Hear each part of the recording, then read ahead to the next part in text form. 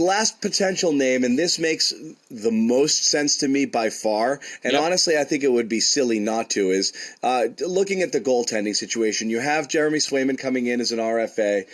You have Linus Ullmark playing,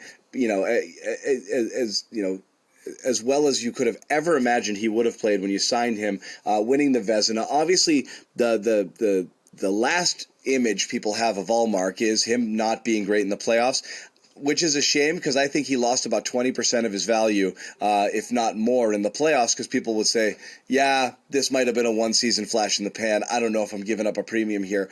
But solid professional goaltending is not something every team has, and you've got two of them. And again, you want to get nerd stat with it. In the nerd stats, Ullmark and Swayman were through the roof last year with goals saved above expected and all of those things. Can you live with Swayman as your number one if Ullmark's going to get you something real? I'd be surprised at this point, given their salary cap situation, if Ullmark is back with the team next year. CLNS Media's Bruins coverage is brought to you by FanDuel. New customers get a no-sweat first bet up to $1,000. That's bonus bets back if your first bet doesn't win.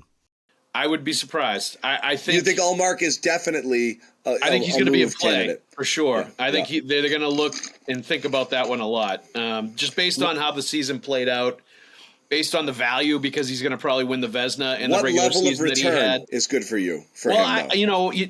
Goalies typically don't give great returns. Right. They're not as highly valued as other players. So, you're not going to get a first-round pick. You're not going to get, I think, a top prospect. But I think you could get a pretty good player, preferably somebody that's cheap at another position that could help you out, or some kind of, B-level prospect.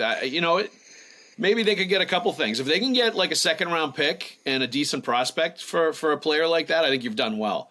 And I think that would help them recoup some of the draft picks that they've traded away. But I just think given his value, given the season that he had, given the fact that at $5 million a year, he's not making huge bank for a goaltender if he's going to be a number one in another team. And based on what you saw in the playoffs, which was not great, and what you've seen in the playoffs in general, which is not great, the track record is there now where he hasn't been a very good playoff player. And if you think Jeremy Swayman is ready to, take on a much bigger role and be the number one, and Brandon Bussey, who's a good goalie in Providence, can come in and be his backup and do it at, a combined $5 million a year instead of the $5 million Ullmark's making by himself, and you can do both goalies for $5 million, you automatically start having some savings right there, and perhaps even more than that, depending on what Swayman comes in at. So, I think, much as I looked at the defenseman as a surplus area, I think the surplus is there for the goaltending as well. And that's an area the Bruins have to look long and hard at if, it's a luxury what they have right now, and they need to kind of pare down a little bit. And tough as it might be to trade a Vezina Trophy winner right after he won the award, I think the Bruins would not be doing their due diligence if they didn't explore it. Yeah, what have you done for me lately, right? Yep. No, but you're right. Jackson said it best. Yeah, we did Paula Abdul and Janet Jackson and a Glenn Wesley reference. We really took it in the Wayback Machine. New customers get a no-sweat first bet up to $1,000. That's bonus bets back if your first bet doesn't win.